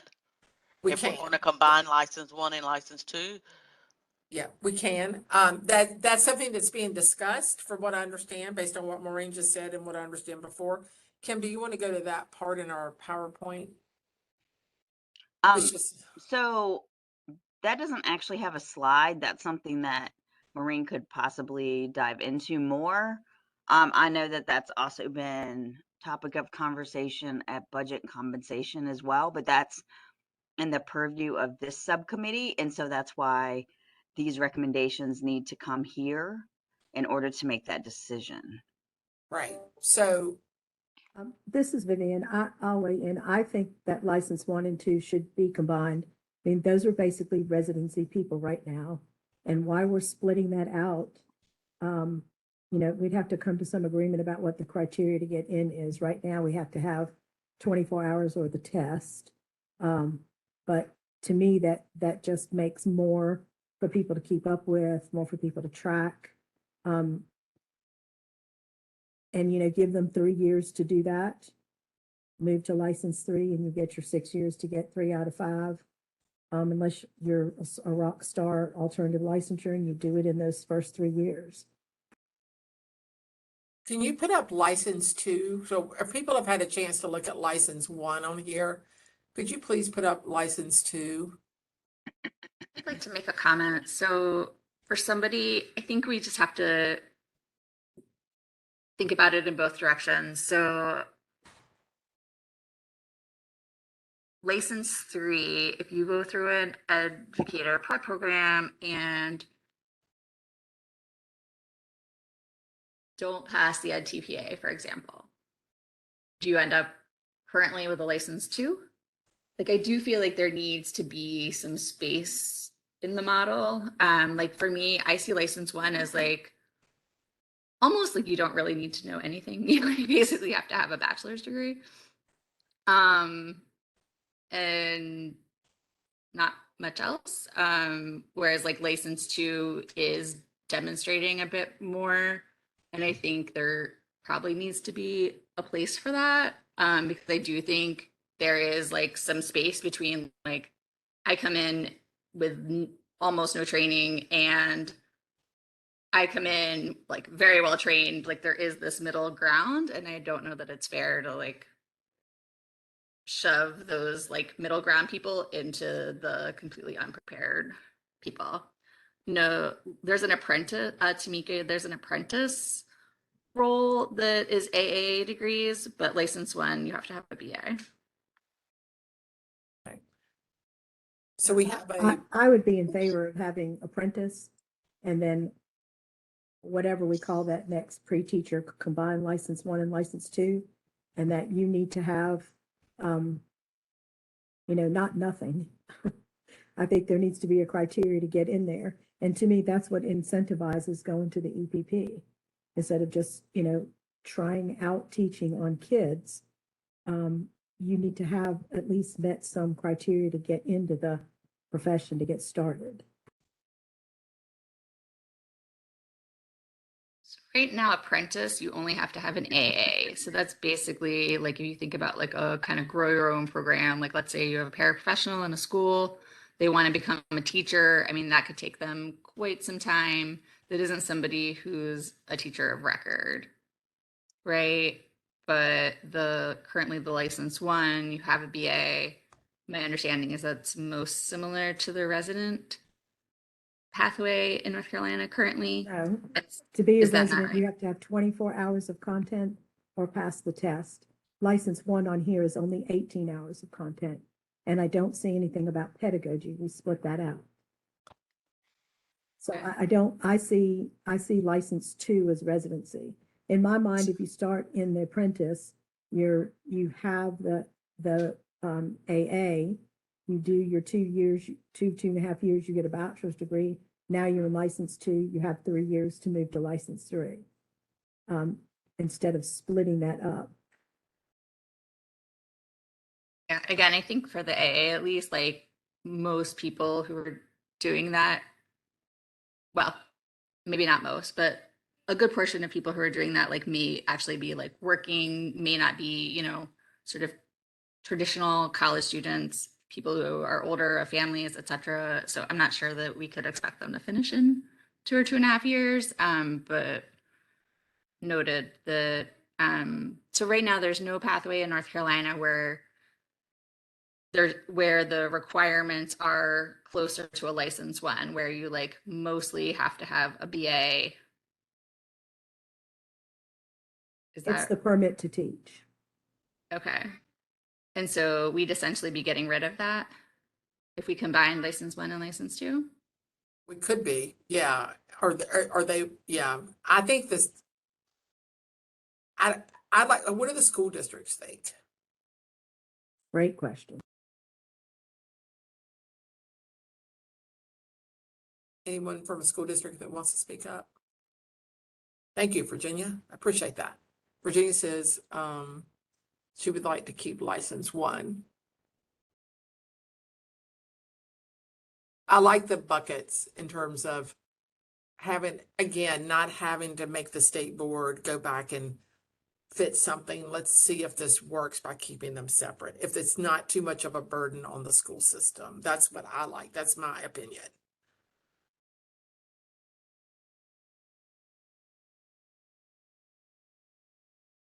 This is Rob in CMS. I'm in favor of keeping the license 1 and 2. I just think the criteria needs to be differentiated. So, to me, a license 1 person is easier for someone to enter. And then obviously if they do additional stuff, maybe taking tests, maybe, taking more coursework, then they can move to license 2. So it gives them some incentive. I think it does. One of the drawbacks of alternative licensure is that some people come in and they realize this is not for them and they leave. So, and it's not too much on them to try something financially. Right. Okay. We have a lot of comments in the chat to support that, Robin, to also support the keeping of license 1 and 2. To look at the criteria. So maybe in our next meeting, we can look at the criteria in license 1 and 2 to make sure that those are the measures we would like to recommend. Or if we have some different, Kim, can you make a note of that, please? Sure. And can I just clarify that license 1 is co-teacher of record and license 2 is teacher of record? Yeah, that's a question. So I appreciate that clarification.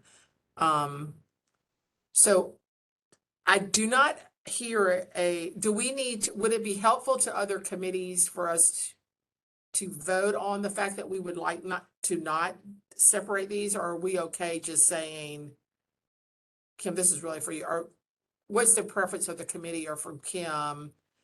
Is that I'm not hearing a conversation or a strong motion to combine them. If you want to just leave it the same, I don't think it necessarily needs a motion. Okay, okay. I don't There's a understand question. what co-teacher of record means. Yeah, what does So that mean? I'm in the classroom and I'm teaching and someone checks in on me 5 hours a week, or, because right now we have people with a permit to teach who are teachers of record. So that's going to be very different for LEAs, and I want that to be clearly heard. So for license 2, they would count as the classroom teacher. So they what's would a be co-teacher? responsible for those kids. But what does a co-teacher of record mean? So for co-teacher, then they would have assistance with the advanced teacher classroom excellence on all of their courses, and they have to be observed, co-teach with that teacher at least 1 hour per week, according to what there is right now on the draft model. So they're teaching kids, they're grading papers, they're talking to parents. They're doing all of that, like a permit to teach teacher right now, with some support, with more support maybe than they have now. Yes, Vivian, that was my question. It's definitely more support than a licensed 2 teacher. Are they in the same room? Like, are they left alone?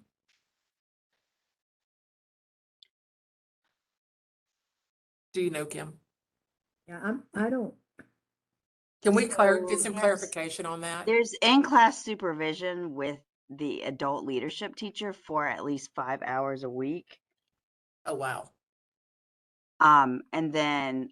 So that's different than what Maureen has in the chat there. She's saying that they're paired, similar to student teaching. Student teaching, you're there all the time. So that's what I'm not, I thought I was clear and now I'm not. So they would be working with both advanced types of teachers. For the supervision piece through the adult leadership, and then classroom excellence, they would actually co-teach with them. But Kim, this is Connie. Are they responsible for grading papers and submitting grades? Because if they're responsible for submitting grades, they are the teacher of record.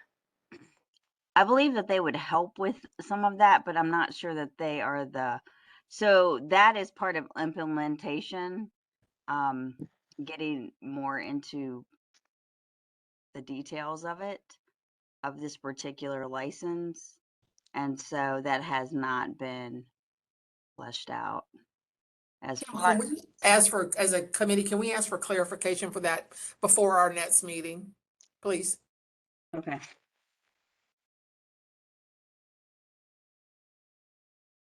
Okay, so one of the agenda items for next time will be to do a little bit deeper dive into license 1 and license 2 and the criteria and the measures that we have there for being at those, and also understanding what is written, right? Some clarification of knowledge, of terminology, and also to think about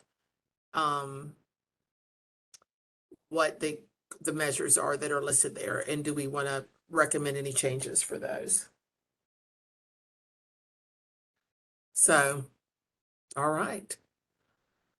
Okay. And also the renewal piece, right, Dr. Bullock?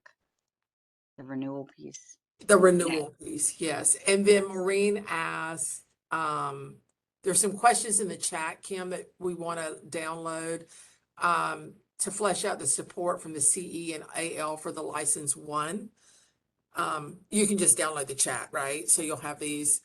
And then Dr. Locklear asked, will the co-teacher be provided extra funding for their extra workload? So we have some questions that we need clarified. For the extra workload, that is the increased pay for the advanced teacher licenses. Okay.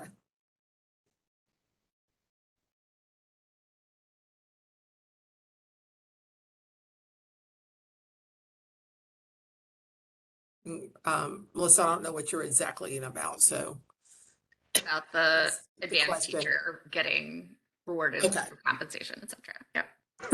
Okay, just trying to make sure we follow through everything in the chat. All right, well, it's 11 o'clock. Thank you all for your contributions today. I think our meeting went through a windy path today, but we actually got some things accomplished, which I'm thankful to all of you for. So we could have a motion to dismiss, please. So move, Connie. Thank you, Connie. Second. Tim. Thank you, Kim. All in favor of dismissing, please say aye. Just say Aye. Thank you. Everybody have a good day, and please stay very, very cool in this crazy heat wave we're having in North Carolina. Enjoy your day.